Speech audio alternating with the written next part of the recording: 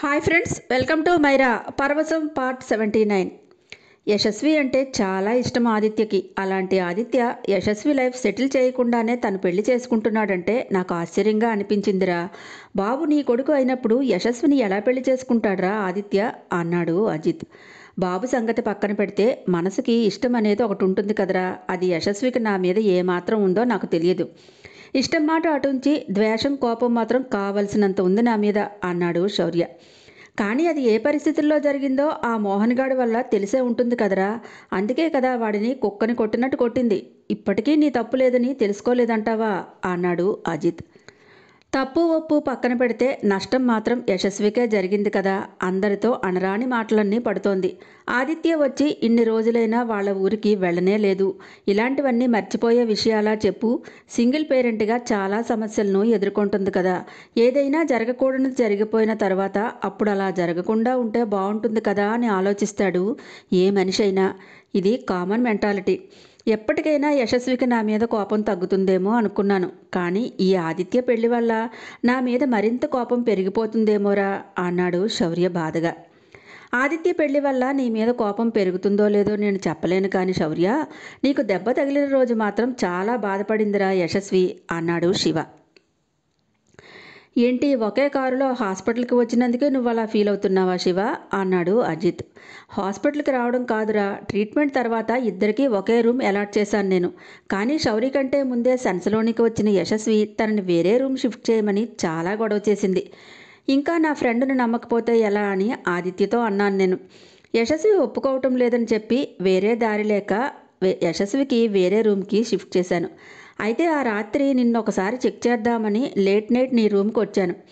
Aunty పడుకుని ఉన్నారు. నేను వచ్చేసరికి యశస్విని బెడ్ దగ్గరగా కూర్చొని నీ చేయి పట్టుకుని ఏదో మాట్లాడుతోంది. నేను లోపలికి రాలేదు, బయట నుంచే చూశాను.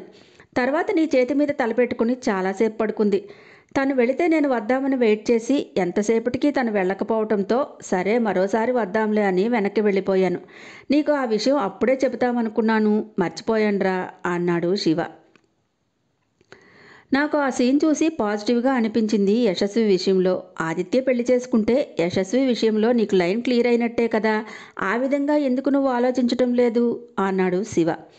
ఏమోరా, నువ్వు చెప్పినట్టు నేను ఆలోచించలేకపోతున్నాను.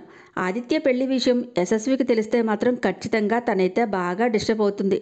ఏం జరుగుతుందో తెలుసుకోవడానికైనా ఆదిత్య పెళ్లికి వెళ్ళాలిరా. చెప్పాడు కాబట్టి బాగుండదు. ఏదో మనసులోని వేరే ఆలోచనతో రాలేదేమో అనుకుంటాడు అన్నాడు శౌర్య. నేను వస్తానురా అన్నాడు శివ. నేను వస్తాను అన్నాడు అజిత్. సరే పెళ్లి రోజు వెళ్దాంలే, మరీ ముందైతే వెళ్ళిపోవద్దు అన్నాడు శౌర్య. సరేరా, నాకు హాస్పిటల్లో పనుంది అన్నాడు శివ. నాకు స్టేషన్లో పనుందిరా అని ఇద్దరం వెళ్ళిపోతామని బయలుదేరిపోయారు. బాబుని డే కేర్ నుంచి తీసుకొని వచ్చేసి వాడిని నిద్రపుచ్చి ఆన్లైన్ ఇంటర్వ్యూకి అటెండ్ చేసింది యశస్వి. మీనా కూడా వేరే కంపెనీలో ఇంటర్వ్యూని ఫేస్ చేసింది. ఆ విషయం యశస్వికి తప్ప ఎవ్వరికీ చెప్పలేదు. అప్పుడే ఇద్దరు ఇంటర్వ్యూ పూర్తి చేసుకుని ల్యాప్టాప్ లోడ్ చేసి ఈ ఉద్యోగమైనా వస్తే బాగుండునే, ఎన్ని ఇంటర్వ్యూస్ ఫేస్ చేశానో, ఒక్కడ కూడా కాల్ చేయడం లేదు. రెజ్యూమ్స్ పంపిస్తున్నాను, ఆన్లైన్ తీసుకుంటున్నారు కానీ ఏ విషయం కనీసం ఇన్ఫర్మేషన్ కూడా ఇవ్వడం లేదు అంది నీరసంగా యశస్వి. నీ వరకు రాలేదంటే అది మంచి ఉద్యోగం కాదేమో అనుకో, వస్తుంది లేవే, కంగారేంటి ఇప్పుడు అంది మీనా. అది సరే గాని మీనా, ఎప్పుడూ హస్తభూషణంలా నీ చేతిలో బుక్ ఉండేది కదా, ఈ మధ్య అసలు చదవడమే మానేసావేంటి? నావెల్స్ చదవడం మీద ఇంట్రెస్ట్ పోయిందా అంది యశస్వి.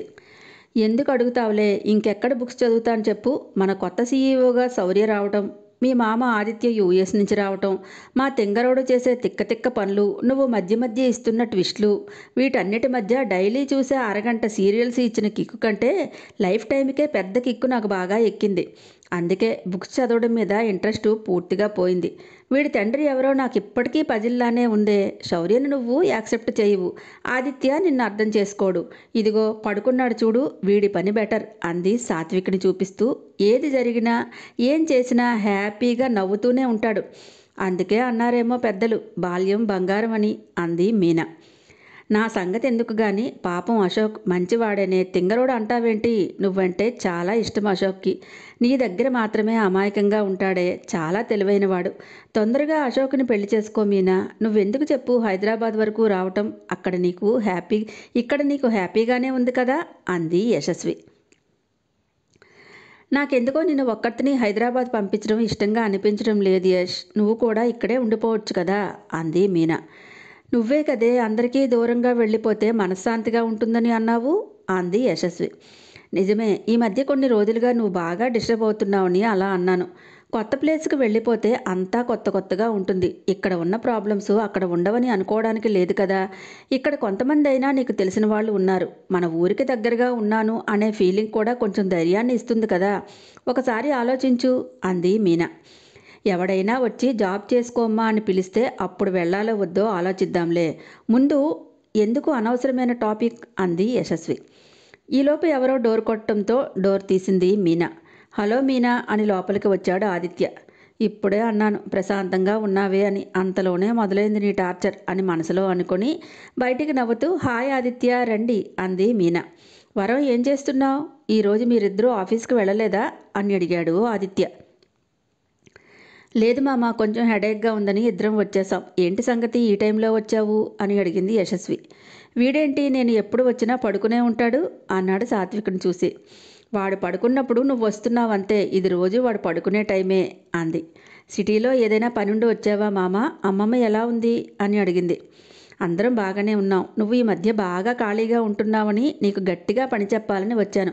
ఇక మీదట నీకు చేతి నిండా పనే. ఖచ్చితంగా ఒక వారం రోజులైనా సెలవు పెట్టి నాతో నువ్వు రావాల్సిందే అన్నాడు ఆదిత్య.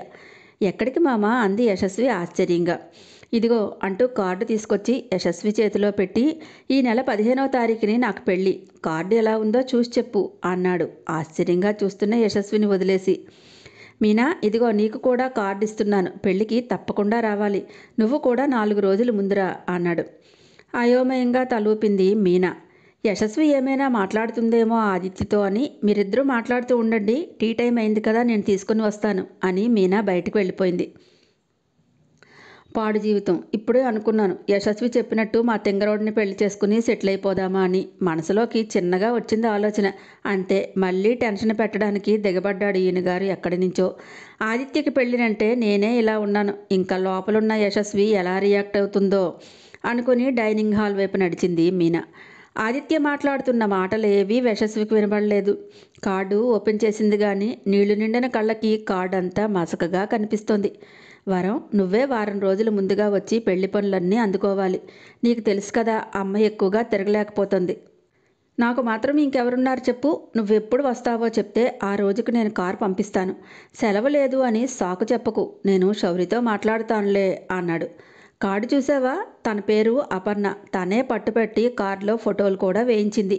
ఆదిత్య చెప్పుకొని వెళ్ళిపోతున్నాడు. తన కన్నీళ్లు మామకి కనబడకూడదని వెంటనే వెనక్కి తిరిగి కార్డు తీసుకెళ్లి కబోర్డ్లో పెట్టి కళ్ళు గట్టిగా తుడుచుకుంది. ఎవరు చూశారు మామ ఈ సంబంధం అని మామూలుగానే అడిగింది. అపర్ణ నా ఫ్రెండ్ వినయ్ చెల్లెలు. అక్క చనిపోయినప్పుడు నాకు యాక్సిడెంట్ అయ్యి చిన్న సర్జరీ కూడా అయింది. 3 నెలలు బెడ్ మీద ఉన్నానని చెప్పాను కదా, అప్పుడు నన్ను అపర్ణ చాలా బాగా చూసుకుంది. ఓ లవ్ మ్యారేజా అంది యశస్వి. అలాంటిదే అనుకో, ఒప్పుకునే వరకు వెంటబడింది. ఇక ఆఖరికి ఒప్పుకోక తప్పలేదు అన్నాడు నవ్వుతూ. ఈ మధ్య వినయ్ వాళ్ళ పేరెంట్స్ని తీసుకుని మన ఇంటికి వచ్చాడు. అన్నీ మాట్లాడుకున్నాం. పంతులు గారు మంచి ముహూర్తం అన్నారని తొందరలోనే ముహూర్తాలు పెట్టించేశారు. నాకంటే అపర్ణకే ఎక్కువ తొందరగా ఉంది. అపర్ణని తీసుకొచ్చి నీకు పరిచయం చేద్దామని అనుకున్నాను. పెళ్ళికి ఎక్కువ టైం లేకపోవడంతో ఒక్కడనే అన్నీ చూసుకోలేక షాపింగ్స్తోనే సగం టైం గడిచిపోయింది. అవన్నీ తర్వాత కానీ ఇలా కూర్చో అని యశస్విని మంచం మీద కూర్చోబెట్టి ఎదురుగా ఉన్న చైర్లో కూర్చున్నాడు ఆదిత్య. ఇప్పుడు ఇంటి ఆడపిల్లగా నాకు అన్ని ముచ్చట్లు జరిపించవలసింది నువ్వే. అందుకే నువ్వు ముందొచ్చి పెళ్లి పనులన్నీ అందుకోవాలి వరం. నా మాట గుర్తుంచుకొని తొందరగా వస్తావు కదూ. నా మీద ఏదైనా కోపం ఉందా నీకు అని అడిగాడు ఆదిత్య. నీ మీద నాకు కోపం ఎందుకుంటుంది మామ అంది యశస్వి. అదే ఆ రోజు బాబుని ఏదైనా ఆర్ఫనేజ్లో జాయిన్ చేయమని అడిగాను కదా, అది మనసులో ఉంచుకొని బాబు కిడ్నాప్ అయిన రోజు కూడా నువ్వు నాతో సరిగ్గా మాట్లాడలేదు అన్నాడు. అదేం లేదు మామ, ఆ రోజే చెప్పాను కదా బాబు కనిపించక హడావిడిలో మర్చిపోయానని. నిజంగానే నీకు నా మీద కోపం లేదంటే నువ్వు తప్పకుండా ముందుగానే నా పెళ్ళికి రావాలి. అసలు ముహూర్తాలే 20 రోజుల టైంలో పెట్టేశారు. అన్ని పనులు చూసుకుని వచ్చేసరికి ఇంకా పెళ్ళికి 10 రోజులే ఉంది. 2 రోజులు పోయాక కారు పంపిస్తాను. సెలవు లేదని సాకులు చెప్పకు. కావాలంటే లీవ్ ఇవ్వమని శౌర్యని నేను రికమెండ్ చేస్తాను. అమ్మ నీ కోసం ఎదురు చూస్తుంది. చెప్పాను నీ గురించి. అక్కలేని లోటు నువ్వే తీర్చాలి. ఆ ఇంటికి ఇప్పుడు ఆడపిల్లవు నువ్వే. మన ఊరికి వస్తే ఎవరో ఏదో అంటారేమో అని అనుమానాలు పెట్టుకోకు అని ఆదిత్య చెప్తుంటే గుండె బద్దలైనట్టు అనిపించింది యశస్వికి. ఏదేదో చెప్తూనే ఉన్నాడు, ఏదీ వినపడటం లేదు. వెళ్ళొస్తాను వరం, నువ్వు కాల్ చేస్తే నేను కారు పంపిస్తాను, తప్పకుండా నువ్వు తొందరగా రావడానికి ప్రయత్నం చెయ్యు అన్నాడు. ఆదిత్య వెళ్ళిపోవడం చూసి మీనా లోపలికి వచ్చింది. యశస్విని చూసి మీనా ఏం మాట్లాడకుండా అలాగే ఊరుకుంది. యష్ అని భుజం తట్టి పిలిచింది. మీనా, కాసేపు నన్ను ఒంటరిగా వదిలేవా ప్లీజ్ అని లేచి బయటికి వచ్చి గార్డెన్లో కూర్చుంది. సాత్విక్ లేచి కూర్చోవడంతో మీనా వాడికి బిస్కెట్స్ చేతికిచ్చి ఆడిస్తూ మధ్య మధ్యలో యశస్వి గార్డెన్లో ఉందా లేదా అని చూసుకుంటూ ఉంది. కళ్ళ ముందు మామ పెళ్లి జరుగుతున్నట్టే అనిపించింది యశస్వికి. ఎవరితో చెప్పుకోవాలో తెలియలేదు. ఆ ఇంటికి ఆడపిల్ల నువ్వే అన్నమాట గుండెల్లో సూటిగా గుచ్చుకొని మనసు విలవిలలాడింది. సాయంత్రం ఆఫీస్కి వెళ్ళిన వాళ్ళు ఒక్కొక్కరు వచ్చేస్తూ ఉండటంతో చుట్టూ సందడిగా అనిపించి తనకే తెలియకుండా లేచి అలాగే సముద్రపు ఒడ్డుకి చెప్పులు కూడా లేకుండా నడుచుకుంటూ వెళ్ళి కూర్చుంది మౌనంగా. అపర్ణకు నేనంటే చాలా ఇష్టం. అపర్ణ నాకంటే ఎక్కువగా తొందరపడుతోంది. ఇవే మాటలు చెవుల్లో మారుమోగుతున్నాయి. ఎంతసేపు ఏడ్చిందో తెలియలేదు. చీకటి పడిన విషయం కూడా గమనించుకోలేదు. అంతవరకు గార్డెన్లోనే కూర్చున్న యశస్వి కనబడకపోయేసరికి మీనాకి కంగారుగా అనిపించింది. యశస్వి మొబైల్కి కాల్ చేస్తుంటే ఆ ఫోన్ గదిలోనే ఉండిపోవడంతో తన పక్కనే రింగ్ వినపడి మరింత కంగారైంది. గార్డెన్లో ఏ మూలనైనా కూర్చుందేమోనని చూసింది. 4 అంతస్తులున్న హాస్టల్పైకి వెళ్ళి టెర్రస్ మీద కూడా చూసింది. ఎక్కడా యశస్వి కనపడలేదు.